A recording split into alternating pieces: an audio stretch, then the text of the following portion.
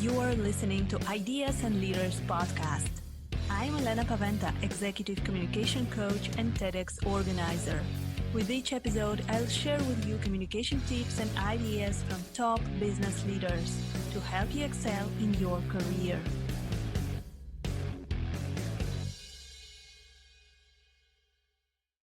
Welcome to the next episode of Ideas and Leaders podcast. Today I'm speaking with Rocky Buckley, and he helps experts, thought leaders, and influencers to go platinum by reinventing their brand, strategy, and business model. So today we're going to speak about how to go platinum. Hi, Rocky. It's great to have you on the show. Oh, great to be here, Elena. Thank you so much for having me. So, Rocky, can you tell us how did you get to where you are right now? What was your business journey? Sure. Well, it was a really long path to get here. I've been in business now a little over 23 years. And it started way back. I had gotten a job inside the publishing industry. And after a few years in publishing, I was working for one of the largest publishers in the education space. And over a period of years, I started to notice an opportunity arising with the kind of people that I was hiring. So I was working on a lot of textbooks, academic products, things like that. And I was hiring people to do things like, copywriting, proofreading, page layout, production, like digital production sort of stuff to make the books. And this was all before that kind of a business was online very much. So it's mostly an offline business. In fact, we would use physical slides. There were things that in the classroom for the instructors to use. There would be physical slides and transparencies, and there's all these kind of products that I was learning about and that were being used in the classroom. And so over a period of time, I started to notice the people that I was hiring to create these kinds of products were doing pretty well. I was paying them a lot more than I was making at my job. And I started to realize, like, hey, I could probably do that. I have good connections inside of this company. Some of my friends have gone to work at other companies. And I started to put together two and two and said, I could probably start a business around this. And at the same time, it was at the beginning of the internet really becoming popular in the late 90s. And so I kind of had this concept to start a services business that would, be in both publishing and like websites, website design, website building, and so on. So that led me on a journey where after a couple of years of working for this company, I launched out on my own. I had self-taught myself a lot of software and things. So I became good at design and production work, digital production. And then that eventually led me to start outsourcing to the teams in India that I was working with and so on. So my journey really kind of started there. And really my desire to get into business was really mostly about lifestyle. I was just about to get married, and my wife and I, were designing what we wanted our life to look like. And so our life really on paper, we wanted it to be where I was home, I could work from home, we could raise our children in a way where I could be a very hands-on father, and so on. So there were a lot of those lifestyle considerations. So it was really about being my own boss and making more money, being able to work from home, be close to my kids and my wife and so on. And that was really it. Like I didn't come from a background where I knew a lot about business. And so it was really, that was the only way I really thought about my business, was just from the being my own boss standpoint. And I never thought about the larger picture that, hey, one day, I could build a business that I could sell to somebody. I could have another buyer. There could be a cash out at the end, and I could flip my business and turn it into an asset. What I really learned over time, about 10 years in, I started to learn that I had basically created a job for myself, a high-paying job, but I was busy all the time, and I didn't have the lifestyle that I wanted. I got to be around my kids. We homeschooled our kids, and I got to be close to them and be at home all the time, but I was working constantly, and I didn't build my business the right way that would allow me to grow and scale. I was integral to my business. You couldn't separate me from my business, or there would be no business, essentially. So that was kind of eye-opening. Around 10 years in, I had an opportunity to sell my business. Somebody actually wanted to buy my business at one time, and we started looking into it, and it became apparent that, like, there was no real way for that company to take me over and easily be able to run my business. I was too central to it. So it made me start to rethink what I was doing. And I realized I had this moment of insight that, like, my problems that I have with, I don't have any time. I'm tapped in terms of how much money I can make. All of these kind of things, they were structural problems. They were basically inherent in the way I built my business and in the business model that I chose, which was essentially me trading time for money. So it led me on a long journey, and eventually I learned to reinvent myself and change my business model completely, and so on. So I know that that's a long story, but that's eventually how over a 23-year period, I kind of eventually got to where I am right now. So. Yeah, this is a very inspirational story, because you're showing that you actually were there at this point where you were trading time for money. And do you remember the breakthrough moment where you actually decided that, hey, now I want to change it. I want to sell those maybe high price programs, to go to the next level. What happened that you made this switch? Yeah, well, I had a number of instances across time where I started to kind of think about starting another business on the side, and that could be those. I flirted with a number of things, whether it was trading. I could do day trading. I played around with internet marketing, affiliate marketing, multi-level marketing, right? Network marketing. I had dipped my toes in that as well. Like, could I build a side business that would eventually take over? So I definitely played with ideas on the side. But what happened was I was just so busy all the time that, I could make some progress in these other businesses seasonally. But then when I got really busy in my busiest season, I had no time for anything.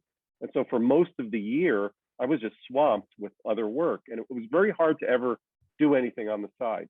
So it led me to kind of a soul searching period where I started to get close to a big number age-wise. And I started to realize, like, I either have to do this now or I'm never going to do it, right? So I went to the beach on a retreat by myself. This is something that I actually do fairly often, but this was an important one. And I went away and I kind of did some soul searching on what is it that I really, really, really am the most passionate about. What could I wake up in the morning and absolutely love doing every day, and do that in a way that would enable me to, build a scalable business that could become really big eventually, a business that I could sell. What would it, allow me to use all of my talents and my abilities that I wasn't really using? What would allow me to kind of put it all together in a way where I would really love my business and I would just be enthusiastic about it, and it could actually grow and become something significant. So the more that I thought about that and I went deep into it, I kind of unlocked something, and I realized that one of my core drivers, probably the core driver that I have to help other people, is for people who are kind of wasting their potential. I started to realize that it crystallized for me that wasted potential is kind of this huge driver for me. I hate seeing it in myself, and I hate seeing it in other people. It makes me angry. It makes me, like, very, very passionate and enthusiastic, like to help people fulfill their highest potential. And I started to kind of get specific about that. And I started to say, okay, how could I strategically take that passion that I have to help the people, high potential people who were sort of stuck? And how do I pair that up with my history, where I've been in business all the time? I've been helping all these companies and clients create products and trainings and all of this stuff. How do I put that together? And so that's where it really came together. Could I work with people like myself, experts, thought leaders, influencers, people like that, and help them realize the potential that they were sitting on? Because a lot of us, we have maybe a good business and so on, but we're sitting on a lot of unrealized potential. That if we were just to formulate our business a little bit in a different way, maybe we were serving a different kind of client, we were packaging it together differently, we were delivering the service or the solution differently. If we just made some tweaks or changes, we could have a very, very different business and then a very different life, right? So that was kind of when I crystallized that together. It set me on a journey to pursue the path that I eventually did. Now, in real life, it never works out like a fairy tale. The real story is it took me years to be able to actually execute that plan because I had a business. It was very hard for me to get out of. And so I kind of had to execute that plan in stages.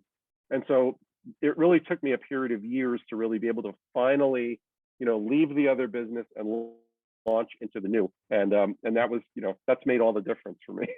That was really the life-changing moment, but it really played out over a period of years.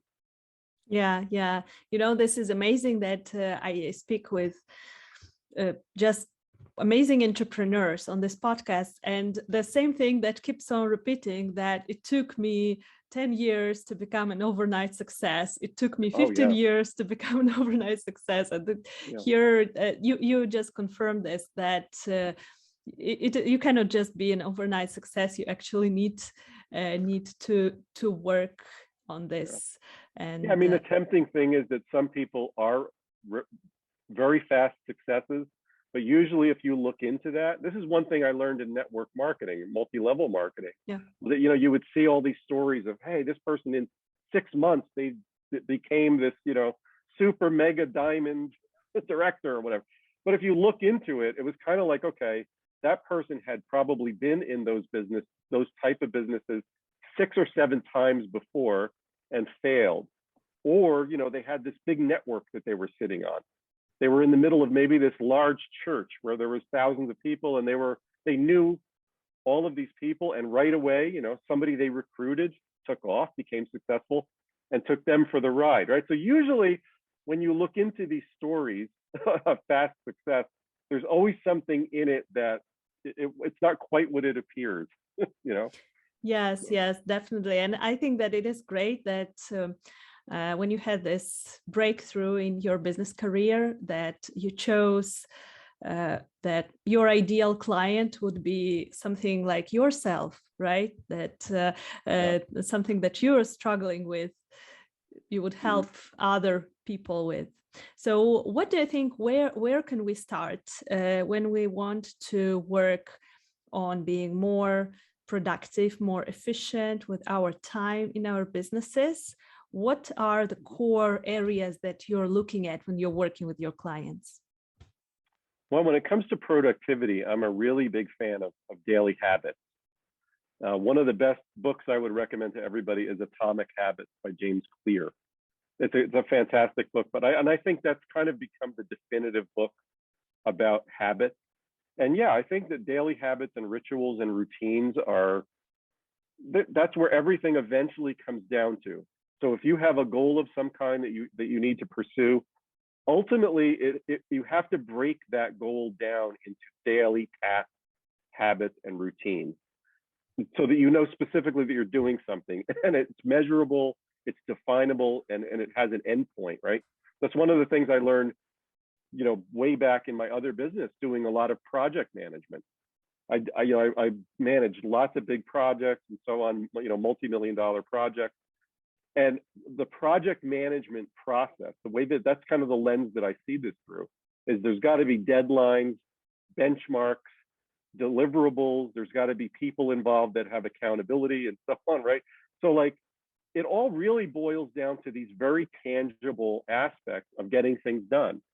And so, unless it can be concrete and you can actually put it on paper, put it in a calendar, and actually execute it, it's probably not real yet. You haven't defined it well enough yet. So that might be, I want to, lose 30 pounds or something. Well, or it's I want to be really fit. Well, what does that mean? And then you define it. Well, I want to lose 30 pounds. Okay. Then you put a time frame to it. Okay, I want to lose 30 pounds in 90 days. Then it becomes mathematical. Then it's like, okay, there's calories and there's all these different things that you can measure and track. And everything has to ultimately look like that, I think, in order to become really productive. So daily rituals, habits, staying in touch with your goals, to me, is very, very critical. Yes, definitely. Those daily rituals are so important. They might be a little bit challenging for procrastinators, for people. Well, sometimes your environment too. Your environment is challenging. I mean, I've got 3 kids that we homeschool, and we have a busy life, and sometimes it's not easy to get to bed at night when you want to, or, you're attending kids' things, or you're doing, life can take you into crazy directions sometimes, but you do the best you can with it, I think. Yes, yes, yes, definitely. I think that you also need to have a great motivation. I remember myself I need to confess something here that if it comes to business day-to-day tasks, I have them, but I don't do them. I am kind of procrastinator that does just part of the things, and I will do this tomorrow. I will do this tomorrow. But when it comes to running a marathon, for example, I ran a marathon a couple of years ago, and I had this in my Excel spreadsheet, how many kilometers I need to run every week. And then I just could not say I will do this tomorrow, because I knew that if I don't do this, then I will not run it. I will not survive. And this kept motivating me. I did not do it to 100%. Let's say I did maybe 80% of the plan, but at least I did it, and I survived. So I think that motivation is so important. And do you think that it is possible to have the same motivation in business, to actually do the things that you need to do? I do, but I think it requires getting super clear, like you did. You had a defined date that the marathon was going to take place on. You knew what your times were every day. You were measuring yourself. You knew how much you were running. You had a plan in place. And as you were going, you were probably seeing improvement. And that improvement was helping you get even more motivated, right? So unless you can get to that point in your business though, where you have a clear goal, and it may be that, okay, in the next quarter, I'm going to be releasing my first course, or I'm going to write a book, and I'm actually going to get that book done. And what does that look like specifically? So, you have to stay in that goal has to be exciting to you. I'm sure, in your mind, the vision of running that marathon, breaking the tape, running across the finish line, you had a very clear vision for what that was going to look like and how it would feel and what it would mean in your life, right? And I think the same kind of principles apply to any goal. It has to be really clear. It has to be something we emotionally connect with, that drives us. We can envision it in our mind. We can attach it to all these different meanings that it will have for us, all these benefits, and we start to stack those up and say, wow, what will this mean, to my finances, to my relationships, to the way people look at me now, my reputation will change, right? All of the spectrum of new things that will happen as a result. And I think anytime we create a goal, then we start to reverse engineer backward what we have to do to get there. But we have to hold that vision in front of us at all times. I'm sure every day when you were running, like, you're imagining crossing that line and what that's going to look like, right? Oh, yes, the same thing. What does it look like when I have that book in my hand? Right? What does it look like when I'm releasing my new home study course and I'm hitting the send button to my list, to my email list, and I'm seeing the orders coming into my inbox, right? And that money going into my bank account. What does that feel like? Right? So yeah, I think it's all the same. It just has to be applied a little bit differently.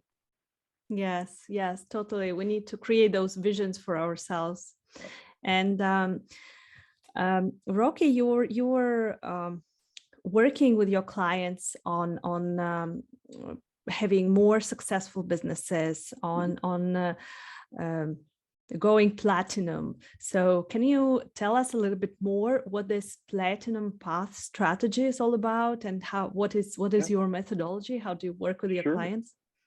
Yeah, the platinum path strategy is really it's what I talked about earlier in terms of finding where people are sitting on untapped potential.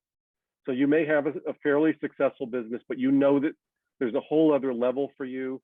You're not really fulfilling what you could become. You have a lot of talent and ability and so on. There's a lot more money to be made. You build a big audience and all of this kind of stuff. So the idea is, first of all, strategically figuring out where that potential is. Where do you want to go? What's your vision? Not everybody has a vision of becoming an 8-figure or 9-figure business. Some people's vision is, I want to have a low 6-figure lifestyle business that lets me do whatever I want and I work a few hours a week. That's some people's dream. Other people want to build a big business. So the idea is, what is your dream? What's that vision of what you want? And what potential are you sitting on? Now, for some people, it's a fairly minor shift where it's like, okay, maybe you're a health and fitness coach or consultant and you're working with everybody. And it might just be, okay, if we focus that on people who were affluent and very overweight, right? And they really needed a change fast. There was urgency involved, and they were willing to pay a lot more for a result. Well, you could basically take the same knowledge that you have already, the same expertise, and just laser focus it on one type of new customer or client, and just focus on them and raise your prices significantly and package up what you do in a program of some kind, right? So it's sort of like, let's do the analysis. Let's figure out what assets and resources you're already sitting on, and let's get strategic about those, and let's map out a plan so that you could have a business that you're very passionate about. But just like I did when I figured out it was wasted potential, right? It was untapped potential. Who are those people that you're going to really love serving, that you can get a great result for, right? And how do we now shift your business model to serve those people? How do we now change your delivery model? Like maybe you're working with people only one-on-one. So you're basically trading time for money. Maybe you're getting paid a good hourly rate, but you're essentially getting, you're basically being paid for your time. How could we shift the model so that you can leverage your time and get in front of more people? So that might be creating a course, creating a group coaching program or something like that. How do we shift you into a leverageable one-to-many model that can save you a lot of time and give you scale? Right? And so how do we strategize? How do we take what you know and turn it into a framework or a system that you can package together that sounds really attractive, that you can brand, right, as a solution that people easily understand?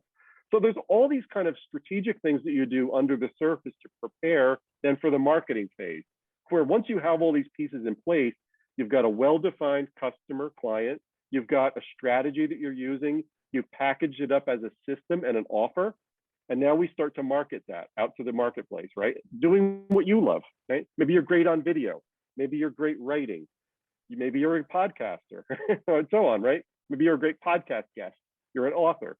How do we basically take that method that you like to use to market yourself and use that now to promote your new system and offer? So that's kind of generally the 4-part strategy that I would take somebody through to get them to that end point. So it sounds like ultimately it's great about program. really, my goal is really you create a business that can make a lot of money, but it can also give you a lifestyle. It can give you a lot of impact and influence. It can give you fulfillment to allow you to use your gifts, talents, the things you're passionate about, and ultimately allow you to leave a legacy behind so that your business can live beyond you and your impact can just ripple out across, time and space to lots and lots of people. So that's my vision for the way that I like to help people unlock their potential, become that leader that they always knew that they could be. Yeah. So it sounds really great. And I just wanted to ask you about one thing, because you mentioned pricing. And I think that it might be hard for many people who are listening to us to actually, when it comes to raising the price, because this is the moment where we need to realize that, yes, I'm worth more than this, and that I can actually earn more per hour or a course sold than I used to a couple of years ago. And this moment is tricky, psychologically and also strategically, because you say that, maybe we should address more affluent clients, but there are less of them, right? So if I'm raising the price, then I'm narrowing down my niche, and of course, maybe I will have bigger competition in the market. So this is, I think, many people are dealing with this issue. So how would you address those issues? Yeah, I mean, sometimes sometimes for a lot of people, it's simply a mindset issue. Some people you would talk to and you'd say, for what you're doing, like you're really undercharging. And it's just like charge more. And you don't change anything. It's just that you're charging too little, and you just have to shift your mindset and just say, I am worth it, and I'm going to now 10x my price or whatever it might be, and you'll throw it out there into the world, and you'll see how it goes. Now, with that mindset shift, usually you have to there's a lot of emotional baggage around that. People have a lot of fear about raising their pricing, so there's self-image issues there that have to be worked through. But for some people, it really is just a mindset issue. However, for other people, you actually do have to become more valuable.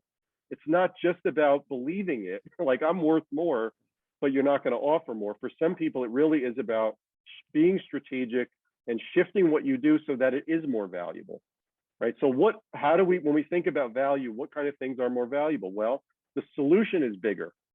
If you can get a solution for a certain kind of person where there's a sense of urgency to them, they really want to get this fixed now. So there's a time element to it. So there's speed. So they're paying for speed and the value of that result that you can get to them. If you can do that, it realistically makes you more valuable.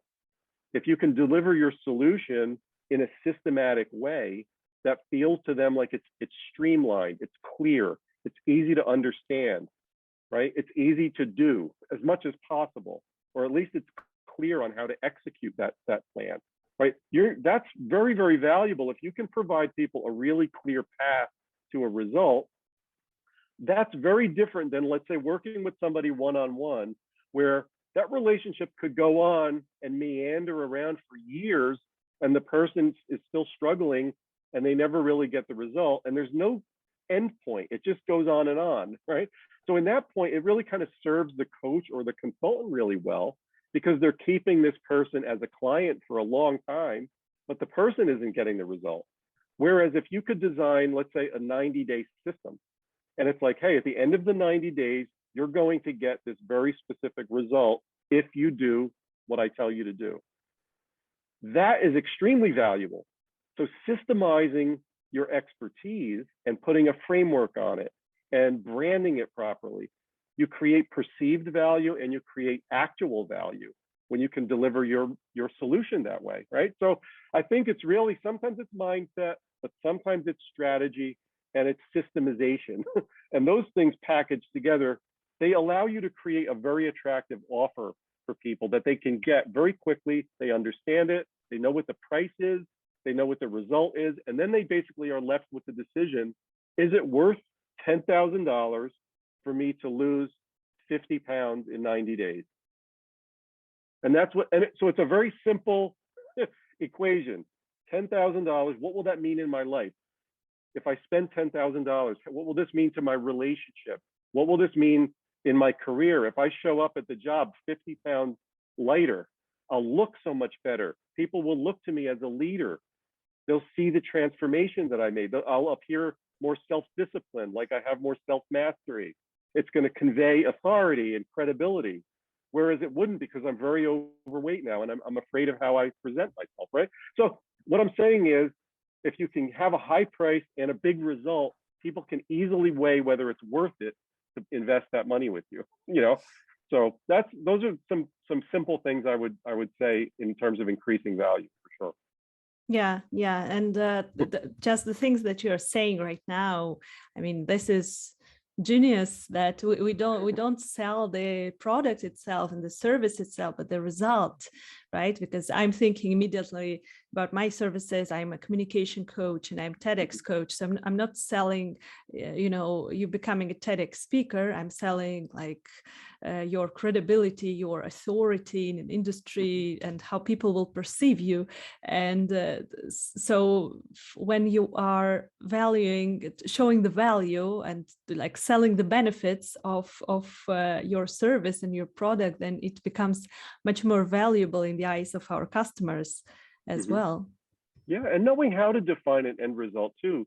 You may be sitting on something that you're not realizing. Like maybe you could essentially say, you could be standing on a TEDx stage in 90 days. I'm not saying that's realistic, but I'm saying if there were a way for you to package that, and that's your offer, and it may be that, okay, we might not be able to get you there in 90 days, but I guarantee that you will be able to put out applications to at least 24 TEDx, events. And your chances of getting booked on one of those are very high, but we'll continue to work together. Right? Something like that. I mean, if you can get really, really clear so they can imagine the result in their mind, they can see it in their mind's eye very vividly, that can make a big, big difference in what you offer for sure. Yes, definitely. So I will follow your advice. And it is realistic. Sure. I actually, yesterday I found out that one of my clients got booked for June, and it is less than 90 days. Yeah, so. It can be done, right? It can be done. And it's just, you don't have to necessarily guarantee that everybody's going to do it, but if it's something they can see in their mind, and say, okay, 90 days from now, by August or by September, let's say the time that we're talking is in May, by September, there's a good chance I could be standing on a TEDx stage. And what will that mean then from there? Now I'm forever known as a TEDx speaker. It's going to help me get booked on a lot of podcasts, get PR, all of what's that worth, right? And when you really start to stack up what that result would really mean across the board, across every area of your life, the result becomes much more valuable. Does it not? Would you agree? Yes, definitely. Definitely it is. Yeah. So, Rocky, thank you very much for all your tips and ideas. It was so valuable. If our listeners want to reach out, to contact you, to get know more about your Platinum Path program, where can they find you? Sure. The best place to reach me is at rockybuckley.com. So they can just go to my website and all of the information is there, as well as they can join my free Facebook group called the Power Persona Project, which is at powerpersonaproject.com. So we've got a lot of great people in there, a lot of thought leaders, influencers, experts in there, lots of great content, conversation. And again, it's totally free. So that's at powerpersonaproject.com. Perfect. Thank you very much. We'll put those links under our episode. I'm joining the group after our conversation, definitely myself. All right. So thank you so much, Rocky, for being on Ideas and Leaders. It was such a pleasure talking to you, and thank you for all of your tips. Thank you, Elena. Really, really pleasure talking to you as well. Thanks for having me on. Thank you for listening to Ideas and Leaders podcast. Did you enjoy this episode? Let me know that you listened by tagging me in your LinkedIn profile and using a hashtag Ideas and Leaders. See you in the next episode.